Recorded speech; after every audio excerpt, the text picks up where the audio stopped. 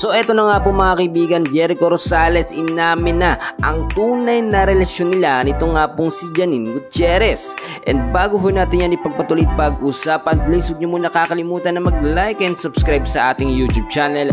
Maraming salamat po mga kaibigan, marami ho ang nagulat sa inamin nga ito si Jericho Rosales dito kay Janine Gutierrez sa kanilang tunay na relasyon. Sa naging lamay po kasi ni Miss Pilita Corrales ay sinabi at inamin mismo nito nga po si Jericho Rosales na meron nga silang lihim na pagtinginan or meron silang relasyon nito nga po kung si Janine Gutierrez. Alam nyo mga kaibigan, matagal naman na talaga ito at nakikita naman natin hindi lamang sila nagsimula doon nga po sa mga telenovela, yung mga palabas sa TV, bagkos dati pa talaga. Simula nga po nang mawala yung phone-in, itong si Paolo Abilino dito nga po kay Janine Gutierrez ay umeksena naman talaga automatically ito nga po si Jericho Rosales.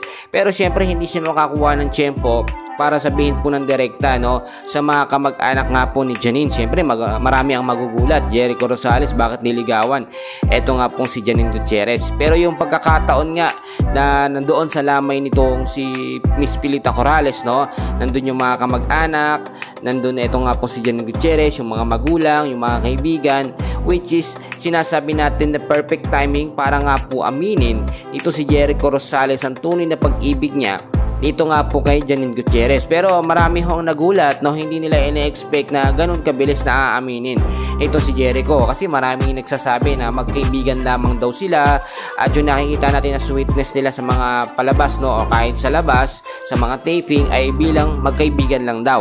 Pero syempre alam natin na hindi sila basta-basta magkaibigan lamang at meron ho silang itinatagong intimate na relationship na ngayon ay nalalaman na o alam na ang publiko. Madami ho mga fans ngayon ito si Jericho at si Janine Gutierrez mga kaibigan dahil very natural.